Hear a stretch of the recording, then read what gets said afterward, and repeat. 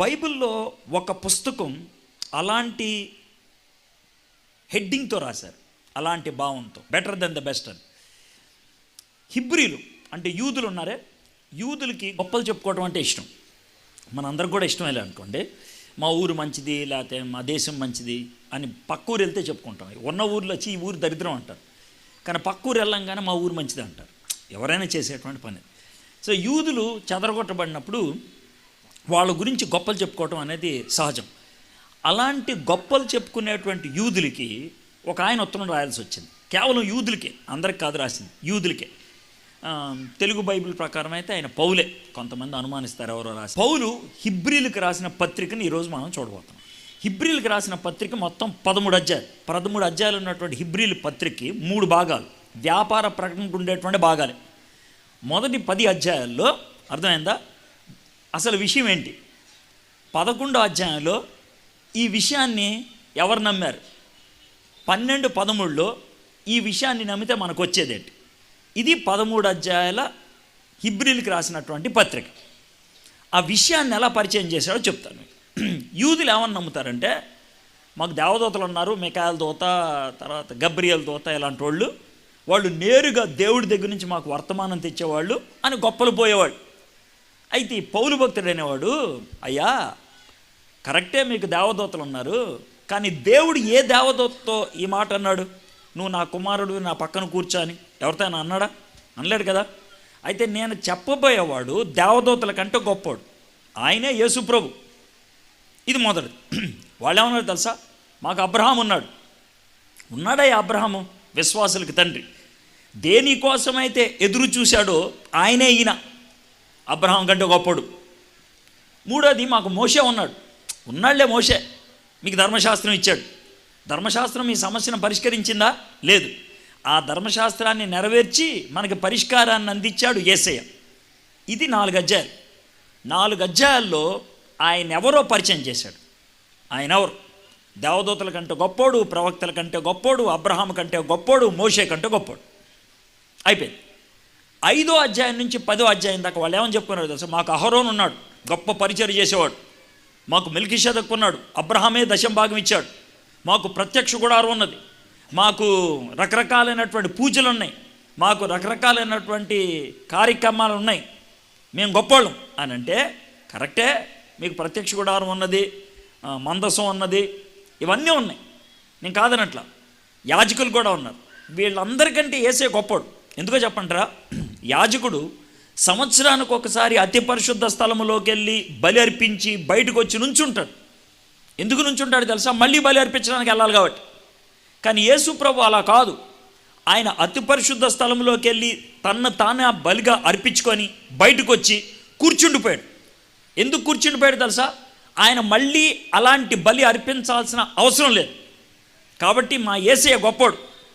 అది ఆయన చెప్పింది అన్నమాట. మొదటి 10 అధ్యాయాల్లో యేసయ్య వ్యక్తిత్వం 4 అధ్యాయాలు, యేసయ్య పరిచర్య 6 అధ్యాయాలు. యేసయ్య వ్యక్తిత్వం, యేసయ్య పరిచర్య, యేసయ్య ఎవరు, యేసయ్య ఏం చేశాడు, దాంతో 10 అధ్యాయాలు పూర్తి చేశాడు.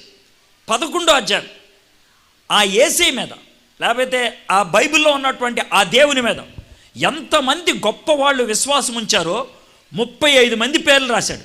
35 మంది పేర్లు, మహానుభావుల పేర్లు. అబ్రహాము, మోషే, హానోకు, ఏబేలు, నోవహు, ఇలాంటి వాళ్ళందరి పేర్లు 35 మంది పేర్లు రాశారు. అందుకనే విశ్వాస వీరుల పట్టి అంటారు మనకి ఈ 11వ అధ్యాయంలో కనబడింది. 12, 13 అధ్యాయాలు ఎలా స్టార్ట్ చేస్తున్నాడు తెలుసా? ఇంత గొప్ప సాక్ష్య సమూహము మనకుండగా మనం ఈ విశ్వాసాన్ని చూపించే దేవుణ్ణి, యేసు ప్రభుని వదిలేసి ఎక్కడికి వెళ్ళిపోతాం? అది ఆయన చెప్పినటువంటి మాట. సో 12, 13 అధ్యాయాల్లో ఆ విశ్వాసాన్ని మనం కలిగి ఉంటే, మన జీవితంలోకి వస్తే వచ్చేటువంటి లాభం ఏంటి, వచ్చేటువంటి సంతోషకరమైనటువంటి విషయం, ఒకవేళ నిరాకరిస్తే కనుక వచ్చేటువంటి నష్టం ఏంటి, విషయాలన్నిటిని రాసుకుంటూ 12, 13 అధ్యాయాల్లో రాశాడు. సో ఇది హిబ్రీలకు రాసిన పత్రిక యొక్క పరిచయం. ఈ పరిచయంలో ఈరోజు 11వ అధ్యాయంలో ఆ విశ్వాసాన్ని కనపరిచినటువంటి ఒక వ్యక్తి జీవితాన్ని మనం చూడబోతున్నాం. 11వ అధ్యాయం. 11వ అధ్యాయంలో కొన్ని వచనాలు పరిచయం కోసం వాడతాను నేను. కానీ ఒక వ్యక్తి జీవితాన్ని మాత్రం ఈ ఉదయకాలాన మనం కలిసి ధ్యానం చేద్దాం. అయితే మొదటి చూద్దాం. విశ్వాసం లేకుండా ఈ లోకంలో ఎవరు జీవించలేరు. విశ్వాసం లేకుండా ఎలా అంటారేమో, విశ్వాసం లేకుండా ఆటో ఎక్కలేం. ఆటో డ్రైవర్ మీద నమ్మకం, వాడు మనల్ని క్షేమంగా తీసుకెళ్తాడని, అందుకే ఎక్కువ కూర్చుంటాం. విశ్వాసం లేకపోతే హోటల్లోకి వెళ్ళి ఇడ్లీ తినం, ఆడు మంచోడని, దాంట్లో మందు కలపలేదని నమ్మకం. విశ్వాసం లేకపోతే ఈ టెంట్ కింద కూర్చోం, ఇది కూలిపోద్దామో అనుకుంటే ఎవడు కూర్చుంటాడు ఇక్కడ? కూర్చోం. అవునా కదా? విశ్వాసం అనేది అనుక్షణం ఉండాల్సిందే. విశ్వాసం లేకుండా ఎవ్వడు ఈ లోకంలో బతకలేడు. అర్థమైందా? అయితే విశ్వాసం అంటే ఏంటి అని అడిగారు అనుకో, ఓ చిన్న ఉదాహరణ చెప్తా. నా దగ్గర 10,000 రూపాయలు ఉన్నాయి జోబులో అన్నాను అనుకో. ఇక్కడ ఈ మాట విన్న వాళ్ళు 2 రకాలుగా ఆలోచిస్తారు. కొంతమంది నా దగ్గర 10,000 ఉన్నాయంటే నమ్మేవాళ్ళు ఉంటారు. నాకు నీకు కొంచెం కనుక దగ్గర సంబంధం ఉంటే, అంటే తెలిసిన వాళ్ళు అయితే 10,000 ఉన్నాయి కదా, మనం రాజమండ్రి వెళ్ళి పార్టీ చేసుకుందామా, బట్టలే కొనుక్కుందామా అని అడగొచ్చు. ఇది మీరు అనేటువంటి మాట. తొణికెళ్ళి బట్టలే కొనుక్కుందామా అనొచ్చు, 10,000 ఉన్నాయి కాబట్టి. అంటే మీరు నా దగ్గర 10,000 ఉన్నాయని నమ్మారు, దాన్ని ఎలా ఖర్చు పెట్టాలని ఆలోచిస్తున్నారు. బాగుంది. ఒకవేళ మీరు నమ్మలేదనుకోండి, నా దగ్గర 10,000 ఉన్నాయని, మీరేం మాట అంటారు చెప్పండి నాకు? తీసి చూపి అంటారు, అంతే కదా? జోబులోంచి 10,000 తీసి ఇలా చూపించాను అనుకోండి. ఇప్పుడు నేను జాగ్రత్తగా ప్రశ్న అడుగుతున్నాను. జోబులోంచి 10,000 తీసి చూపించిన తర్వాత విశ్వాసము అనే పదానికి అర్థం ఉంటుందా? ఇవి ఉండదు. ఇవి చూపించిన తర్వాత ఇంకేముంది? నువ్వు విశ్వాసం చూపించాల్సింది ఎప్పుడో తెలుసా? నా డబ్బులు జోబులో ఉన్నప్పుడే. తీసి చూపించిన తర్వాత నువ్వు ఇంకేం ఆడతా? అంటే నీకు విశ్వాసం ఉందా నా మీద? లేదు. ఇప్పుడు నమ్ముతానరా, నమ్మకపోతే ఎవడరా? ఇప్పుడు నమ్మకపోతే ఏమంటాను? తీసి చూపించానుగా, ఇంకేంది? అదేవిధంగా మనలో కొంతమంది బాగా ఎదవ తెలివితేటలు ఉన్న వాళ్ళలాగా దేవుడిని చూపి అంటారు. చూపిస్తే నువ్వు నమ్మేదేంట్రా? నువ్వు చూపిస్తే నువ్వు నమ్మేదేంటే? ఎవడన్నా నమ్ముతాడు. చూపించకముందు నమ్మితే అది గొప్ప విషయం. విశ్వాసం అనేది చూడకముందు ఉండేది, చూసిన తర్వాత ఉండేది కాదు. ఇది నా సొంత డైలాగ్ కాదు. ఇప్పుడు చూద్దాం. హెబ్రీయులకు రాసిన 11వ అధ్యాయం మొదటి వచనం. విశ్వాసం అనేది నిరీక్షింపబడి వాటి యొక్క నిజ స్వరూపమును అదృశ్యమైనవి ఉన్నవన్నుటకు రుజువునై ఉన్నది. అదృశ్యం అంటే కంటికి కనబడింది. కంటికి కనబడింది ఉన్నది అని నమ్మితే దాన్ని విశ్వాసం అంటారు. అర్థమైందా? కాబట్టి మనము దేవుణ్ణి చూడలేదు. మనం చూసామా? నేను చూడలేదు. అయ్యగారు చూసి ఉంటారు పెద్దవాళ్ళు కొంతమంది. నేను చూడలేదు, కానీ నేను నమ్ముతా. అందుకే నా బొల్లకి రేయ్ అని ప్రసంగం చేస్తా. ఎందుకంటే నాకు అంత విశ్వాసం ఉంది కాబట్టి. ఆయన నన్ను కాపాడుతాడని నాకు విశ్వాసం, నన్ను నడిపిస్తాడని నా విశ్వాసం. కానీ నేను చూడలా నా కంటితో. కానీ నేను నా మాటల్లో కానీ, నా చేతల్లో కానీ, నా స్వభావంలో కానీ దేవుణ్ణి నమ్ముతున్నా అని మీకు ఖచ్చితంగా తెలుస్తుందా లేదా? బాస్. ఎందుకంటే అది నేను చూడలా, కానీ నేను నమ్ముతున్నా. ఇది మొదటి వచనం. అలాంటి విశ్వాసాన్ని చూపించిన వాళ్ళు గొప్పోళ్ళు అవుతారు. అదే రెండో వచనం. దానిని బట్టే పెద్దలు సాక్ష్యము పొందిరి. అయితే విశ్వాసానికి ఒక్క విషయం మూలంగా తీసుకుందాం. ప్రపంచం మొత్తంలో అతి ప్రాథమికమైంది, అతి ప్రాముఖ్యమైనది ఏంటో చెప్తాను. ఈ ప్రపంచం అంతా ఉంది కదా, ఈ ప్రపంచం అంతా ఎక్కడి నుంచి వచ్చిందంటే మనుషులు 2 రకాలుగా ఆలోచిస్తారు. ఒక రకం ఏమంటారు తెలుసా? ఎక్కడి నుంచి వచ్చిందంటే దేవుడు తయారు చేశాడు. ఇది ఒక రకం. హైందవ మతమా, ఇస్లాం మతమా, క్రైస్తవ మతమా వదిలే. దేవుడు సృష్టిస్తే దేవుడేడి కనబడతాడు? లేడు. మరి ఎలా వచ్చిందిరా? ఈ సృష్టి అలాగే వచ్చింది. ఇది రెండో రకం. ఈ రెండిట్లో ఎవరో ఒకళ్ళు సరైన విశ్వాసం చూపిస్తున్నారు. ఎవరు చూపిస్తున్నారు, ఎవరు చూపించట్లేదు అని అనడానికి 2-3 ఉదాహరణలు చూపిద్దాం. నా షర్ట్ బాగుందా? అర్థమైందా?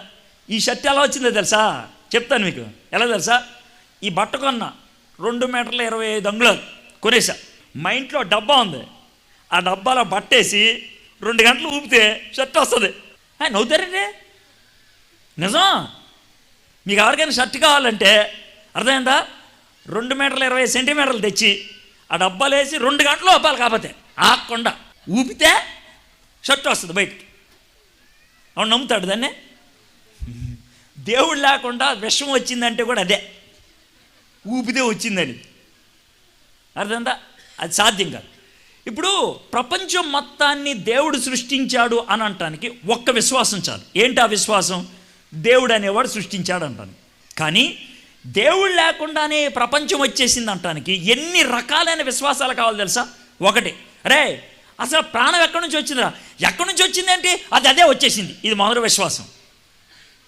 రెండో విశ్వాసం ఏంటి తెలుసా?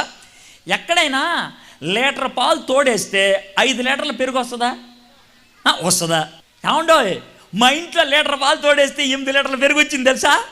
అంటే నేను ఎందుకంటున్నానంటే ఎన్ని లీటర్ల పాలు తోడేస్తే అన్ని లీటర్ల పెరుగు వస్తుంది, అవునా కదా? అంతే కదా. ఇప్పుడు చిన్న పురుగులంచి ఇంత పెద్ద పురుగు వచ్చిందంటే ఎవరు నమ్ముతాడు? పరిణామ సిద్ధాంతంలో రెండో విశ్వాసం అదే. మూడోది, మహా తెలివి కలిగిన జ్ఞానవంతుడైనటువంటి మానవుడు చివరొచ్చాడంటాడే, అది మూడో విశ్వాసం. 3 విశ్వాసాలు ఎక్కువ, ఒక్క విశ్వాసం ఎక్కువ, 3 ఎక్కువ. నీకు వచ్చింది తెలుసా? దేవుడు లేడు నమ్మేవాడు ఎక్కువ విశ్వాసం చూపించాలి. దేవుడు ఉన్నాడని నమ్మేవాడు దేవుడు ఉన్నాడని ఒక్కడిని నమ్మితే సరిపోద్ది. అర్థమైందా? వాళ్ళకే ఎక్కువ విశ్వాసం కావాలి మనకంటే. ఒరే పిచ్చోడా, మాకంటే ఎక్కువ విశ్వాసం నీకే కావాలి. మాకు ఒక్క దేవుడు ఉంటే అన్నీ చూసుకుంటాడు ఆయన. నీకు ప్రతి స్థాయిలో నీకు జవాబు లేదు. విశ్వాసం అనేది అక్కడి నుంచి మొదలవుద్ది, అక్కడి నుంచి. దాన్ని ఇక్కడ 3వ వచనంలో రాశాడు చూడండి. ప్రపంచములు దేవుని వాక్యం వలన నిర్మాణమైనవనియు అందును బట్టి దృశ్యమైనది కనబడే పదార్థములచే నిర్మించబడలేదనియు విశ్వాసము చేత గ్రహించుచున్నాం. మనకు కనబడుతున్న ఈ ప్రపంచాన్ని దేవుడు తన మాటతో సృజించాడు, అది మన విశ్వాసం. 3 వచనాల్లో విశ్వాసం అంటే ఏంటో మీకు చెప్పా. ఓకే, ఇప్పటి నుంచి విశ్వాసం చూపించినటువంటి ఒక 3 చూపిస్తాం. ఓకే, 4వ వచనం, విశ్వాసమును బట్టి హేబేలు కయ్యూను కంటే శ్రేష్టమైన బలి దేవునికి అర్పించను. దేవుని అతని అర్పణలను గురించి సాక్ష్యం ఇచ్చినప్పుడు అతడు ఆ విశ్వాసమును బట్టి నీతిమంతుడని సాక్ష్యం పొందెను. అతను మృతి నొంది ఆ విశ్వాసము ద్వారా మాట్లాడుచున్నాడు. ఇప్పుడు మనకు తెలిసినట్లుగా హేబేలు కయ్యూను ఉన్నాడు. వీళ్ళిద్దరూ యొక్క దృక్పథం ఏంటి చూద్దాం. హేబేలు ఏమన్నాడు నమ్మేవాడంటే, నా దేవుడు చాలా మంచోడు, నా దేవుడు చాలా శ్రేష్ఠుడు, నా దేవుడు చాలా ఉన్నతమైన వాడు, ఆయనకి ఏమన్నా ఇస్తే ఉన్నతమైనది ఇవ్వాలి, అది ఆయన యొక్క ఉద్దేశం. కయ్యూను ఉన్నాడే, దేవుడి గురించి సరైనటువంటి విశ్వాసం లేదు, అందుకే ఏదో మిగిలిపోయింది ఇవ్వకపోతే బాగోదు కదా అని ఇచ్చేద్దాం అనుకుంటున్నాడు. వాళ్ళ యొక్క ఇవ్వటం విధానం ఉందే, అది విశ్వాసాన్ని చూపిస్తుంది. జాగ్రత్త వినండి. ఇక్కడ కూర్చున్నటువంటి మీరందరూ కానుకలు వేస్తారు కదా, అందరూ వేస్తారు కదా. కానుకలు వేసే వాళ్ళందరికీ కూడా విశ్వాసం ఉంటుంది. కానుక ఎందుకు వేస్తున్నావు అని మనల్ని మనం ప్రశ్నించుకుంటే, ఎవరన్నా అనుకుంటారని వేస్తున్నావా? లేకపోతే దాంట్లో 10 రూపాయలు వేస్తే 4 రోజుల తర్వాత 50 రూపాయలు వస్తుందని వేస్తున్నావా? నీ విశ్వాసం మీద ఆధారపడింది. దేవుని పట్ల నీకున్నటువంటి ఉద్దేశం మీద ఆధారపడింది. దేవుడు ఇవ్వటం అనేది ఇష్టపడతాడు, దాన్ని పరిచర్య అంటారు, దాంట్లో అనుమానం లేదు, అది పరిచర్య. కానీ ఇచ్చేటప్పుడు దేవుడు ఇమ్మన్నాడు కాబట్టి ఇస్తాను, అది ఉన్నతమైనది. మీకు ఇవ్వటం అనేది విశ్వాసం మీద ఆధారపడి ఉంటుందని అంటానికి ఒక అద్భుతమైన ఉదాహరణ చెప్తాను. ఏంటనంటే, ఏలియా తెలుసు కదా, ప్రవక్త ఏలియా కొన్ని దినాల దాకా ఒక చోట మూలలో ఉన్నాడు, కాకులు వచ్చి ఫుడ్ పెడతా ఉన్నాయి. దేవుడు ఏమన్నాడంటే, ఇక్కడ అయిపోయి నువ్వు పద సారేపతి అనే ఊరు పద అన్నాడు. అక్కడ ఒక విధవరాలను సిద్ధపరిచాను, ఆవిడ నీ గురించి చూసుకుంటుంది అన్నాడు. సారేపతి ఆమె ప్రాంతం అంతా వర్షం లేక 3 సంవత్సరాలు ఎండిపోయింది, తిండి తినటానికి లేదు. ఒక ముసలి ఆవిడ వెళ్తా ఉంది, ఓ మో అని పిలిచాడు. ఏంటనంటే, తినటానికి ఏమన్నా ఉందంటే, అయ్యా కొంచెం గోధుమ పిండి ఉంది, నాకు మా అబ్బాయి 2 చపాతీలు చేసుకొని చివరిసారిగా తినేసి చచ్చిపోదాం అనుకున్నామయ్యా, 2 చపాతీలు వస్తే కొంచెం గోధుమ పిండి ఉంది, అవునా, అది నాకు ఇచ్చేయి అని అన్నాడు. ఒకవేళ కనుక మీరుంటే, ఓరే మొదలష్టపడా, నేను ముసలిదాన్ని, చివరి చపాతీ అంటే అది నాకు ఇచ్చేయమంటావేంద్రా నువ్వు అని పచ్చి బూతులు తిట్టుండేవాళ్ళు. అయితే ఈవిడేం చేసింది తెలుసా? అవునా అయ్యా, నీ మొహం చూస్తుంటే ప్రవక్తలాగా ఉంది, ఈవిడేమన్నా యూదురాలా? కాదు. ఈవిడేమన్నా విశ్వాస? కాదు, అన్యురాలు. పైగా ఆవిడ పేదరాలు, అర్థమైందా? పైగా విధవరాలు. అసలు ఏ కోణాన్ని చూసుకున్నా కూడా ఆవిడకి విలువలేదు. అలాంటిది అవునా అయ్యా, ఇదిగో అయ్యా చపాతీ తీసేసుకో అని అన్నది.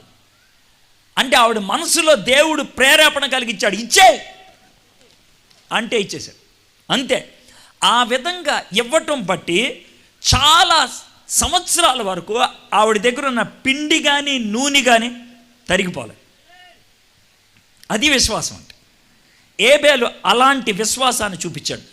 ఇవ్వటం అనేది పరిచర్య, విశ్వాసం మీద ఆధారపడి ఉంటుంది. మనం ఏమనుకుంటే తెలుసా, చందా వేయటం, కానుకలు వేయటం అనేది మామూలు విషయం అనుకుంటారు. అది కూడా విశ్వాసం మీద ఆధారపడదు.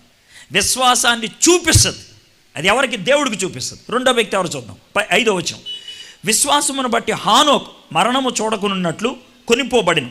అతడు కొనిపోబడక మునిపే దేవునికి ఇష్టుడై ఉండెనని సాక్ష్యం పొందెను. కాగా దేవుడు తన్ని కొనిపోయిన గనుక అతడు కనబడలేదు.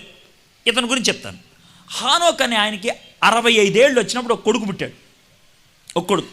ఆ కొడుకు పుట్టడానికి కొన్ని నెలల ముందు దేవుడు కనబడ్డాడు హానోక్కి. హానోకు, నీకు ఒక కొడుకునిస్తా అన్నాడు. చాలా మంచిది ప్రభా అన్నాడు. అయితే ఆడికి ఒక పేరు పెట్టాలి. ఏం పేరు పెట్టమంటావు ప్రభా అన్నాడు. నీ పేరు పెట్టమంటే అవసరం లేదు, నేను ఒక పేరు చెప్తాను, అది పెట్టు అన్నాడు. ఏంటి ప్రభా అన్నాడు. అన్నాడు. దేవుడు చెప్పాడు ఈ పేరు పెట్టాను. ఏంటి ప్రభా? మళ్ళీ చెప్పాడు దేవుడు. అదేం పేరు ప్రభా? అదే పెట్టు అని అన్నాడు. ఏం పేరు తెలుసా? ఆడు చచ్చిపోతే లోకం పోద్ది. అదేం పేరు ప్రభా? ఆడు చచ్చిపోతే లోకం పోద్ది. అంతే. అదేం పేరు ప్రభా? అదే పేరే. ఆడు చచ్చిపోతే లోకం పోద్ది. దాన్నే మెతూషల అంటారు. ఆయన తర్వాత లోకం అంతమైపోద్ది. ఇక ఈ మెతూషల పుట్టాడు కదా, పుట్టిన తర్వాత హానోకు ఎంత జాగ్రత్తగా పెంచుండి ఉంటాడు దశ. వీడు కొంచెం ఎక్కువ దగ్గుతున్నాడు. అరే జాతర బాబు, నువ్వు పోతే మేము పోతాం. అర్థమైందా? కొంచెం టాయిలెట్కి 3-4 సార్లు ఎక్కువ సార్లు, అరే ఏమైందిరా బాబు నీకు, నువ్వు పోతే మేము పోతాం. అన్నం తినబుద్ధి అవట్లేదు, రే నువ్వు పోతే మేము పోతాం. వాంతి అయితే చల్ల, నువ్వు పోతే మేము పోతాం. ఎంత టెన్షను అంటే అనుక్షణం. అర్థమైందా? తన కొడుకును చూసుకుంటూ, కొడుకు చచ్చిపోతే నేను చచ్చిపోతా, కొడుకు చచ్చిపోతే లోకం అంతమైపోద్ది అనేటువంటి భయముతో భక్తిగా జీవించేశాడు 300 సంవత్సరాలు. అంత భక్తిగా జీవించాడంటే దేవుడు, రే నువ్వు సూపర్ విశ్వాసాన్ని చూపించావు కానీ చావకుండా పరలోకంలోకి వచ్చేయని తీసుకెళ్ళిపోయాడు. అది హానోక్. ఆయన కూడా విశ్వాసాన్ని చూపించాడు. ఇద్దరు గురించి చెప్పిన తర్వాత అసలు దేవుడికి ఇష్టమైంది ఏంటి? దేవుడి కానుకలు అంటే ఇష్టమా? దేవుడికి మనం మందిరం రావడం ఇష్టమా? దేవుడికి మనం పాటలు పాడటం ఇష్టమా? దేవుడికి నాకులాగా ప్రసంగాలు చేయటం ఇష్టమా? దేవుడికి ఇష్టమైంది ఏంటో 6వ వచనంలో చెప్తున్నాడు. చూడండి.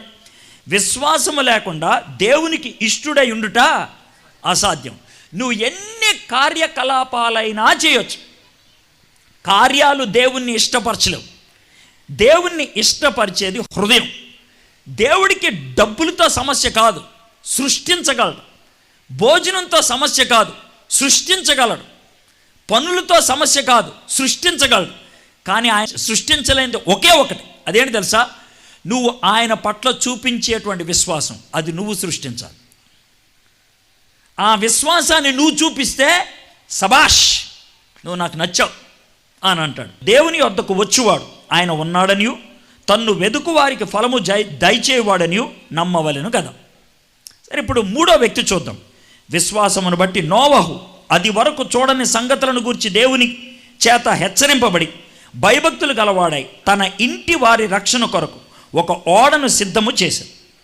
120 సంవత్సరాలు వర్షం అంటే ఏంటో తెలియనటువంటి ప్రాంతములో, ఎడారి ప్రాంతములో పడవను తయారు చేశాడు. నవ్వుతాడు ఎవడని, రే ఇక్కడ పడవ తయారు చేయటం ఏంట్రా అని. దేవుడు వర్షం వస్తుంది అన్నాడు. వర్షమా? అది ఎలా ఉంటుంది? జీవితంలో వాళ్ళు వర్షం చూడాల. జీవితంలో వర్షం చూడనటువంటి ఆ ప్రదేశంలో పడవ తయారు చేసి 120 సంవత్సరాలు ప్రజల చేత తిట్టించుకొని పట్టించుకోకుండా ఉన్నాడని దేవుడు ఆయన్ని, ఆయన కుటుంబాన్ని రక్షించాడు. అది విశ్వాసం. ఇప్పుడు మనం 3 గురించి చదివాం. జాగ్రత్తగా మీరు నిద్రపోకుండా జవాబులు చెప్పాలి. 3 గురించి. ఎవరెవరు? మొదటి ఎవరు? హేబెల్. రెండోది ఎవరు? హానోక్. మూడోది ఎవరు? నోవహు. Very good. హేబెల్ గురించి హిబ్రీలకు రాసిన పత్రిక 11వ అధ్యాయంలో ఎన్ని వచనాలు ఉన్నాయి హేబెల్ గురించి? ఎన్ని వచనాలు చదివాం? 1. ఓకే. హానోక్ గురించి 1, నోవహు గురించి 1. ఇప్పుడు 8వ వచనం చూడండి. అబ్రహాము పిలువబడినప్పుడు 8వ వచనంలో ఎవరి గురించి ఉంది? అబ్రహాం గురించి. 8వ వచనం నుంచి 8వ వచనం దాకా ఉంటుంది తెలుసా? 12 దాకా. మనము విశ్వాసము అనే పాఠశాలలో జారితే చాలామంది టీచర్లు ఉంటారు దాంట్లో. ఎవరో తెలుసా? టీచర్లు, ప్రవక్తలు టీచర్లు, యాజకులు టీచర్లు. ఈ హెబ్రీలకు రాసిన పత్రిక 11వ అధ్యాయంలో ఉన్న వాళ్ళు టీచర్. వీళ్ళందరూ టీచర్లు. యేసుప్రభు యొక్క శిష్యులు టీచర్. వీళ్ళందరూ టీచర్. ఈ టీచర్లందరికీ, ఈ లెక్చరర్లందరికీ ఒకడు ఉండాలి. ఎవడాడు? Principal, head master. ఆయన ఎవరో తెలుసా? ఆయన అబ్రహాం. దేవుడు అబ్రహాంకి ఇచ్చిన బిరుదేంటి చెప్పండి నాకు? Head master. నువ్వు హెడ్ మాస్టర్ రా అని దేవుడు పెట్టాడు, మనుషులు కాదు పెట్టింది. ఏమండి ఈయన బాగా ఎక్కువ చూపించాడు విశ్వాసం, ఈయన పెట్టించండి అని అనలే ఆవిడ. దేవుడు పెట్టాడు రే, నువ్వు హెడ్ మాస్టర్వే, విశ్వాసులకు తండ్రి అబ్రహాం. కాబట్టి విశ్వాసం అంటే ఎలా ఉండాలి, విశ్వాసములో ఎదగటం అంటే ఏంటి, విశ్వాసములో ఎదిగితే వచ్చేదేంటి, ఇవన్నీ మనకు ఎక్కడి నుంచి వస్తాయి తెలుసా? అబ్రహాం జీవితాన్ని నుంచి వస్తాయి. అందుకనే 5 వచనాలు ఇచ్చారు. అబ్రహాం జీవితం గురించి మనకి ఆది కాండంలో ఉంటుంది. అబ్రహాం జీవితం గురించి 13 అధ్యాయాలు ఉన్నాయి. 13 అధ్యాయాల్లో ఉన్న విషయాన్ని 5 వచనాల్లో రాశాడు ఈయన. ఈ 5 వచనాలు చదివితే 13 అధ్యాయాల్లో విశ్వాసం అనేది ఎలా చూపించాడో దీంట్లో కనబడిపోద్ది అన్నమాట. అది ఇప్పుడు మనం నేర్చుకుందాం. ఈ 5 వచనాల్లో విశ్వాసంలో 6 మెట్లు. మెట్లు అంటే ఇప్పుడు స్కూల్లో చేరామనుకో 1వ క్లాసు, సంవత్సరం తర్వాత ఏ క్లాస్కి వెళ్తాం? 2. ఇంకో సంవత్సరం తర్వాత ఎదుగుతూ ఉంటాం కదా.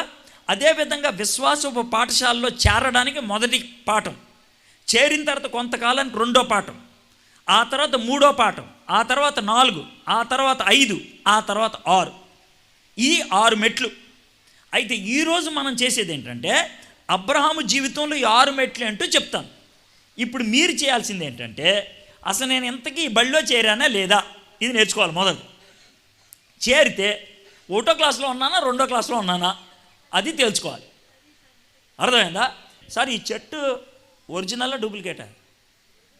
ఒరిజినల్నా? ఒరిజినల్కి డూప్లికేట్కి తేడా అని చెప్పండి మీకు.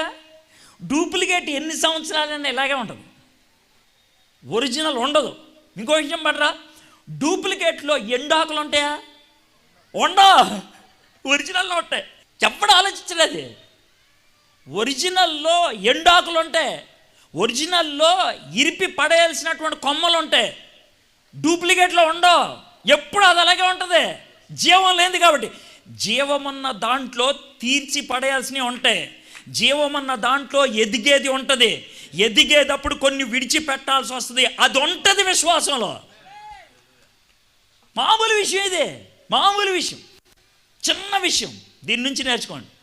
ప్లాస్టిక్ చెట్లో ఎండు మొక్కలు ఉండవు, ప్లాస్టిక్ చెట్లో ఎండు ఆకులు ఉండవు, ప్లాస్టిక్ చెట్లో ఎర్రకొట్టి పడేయాల్సినవి ఉండవు.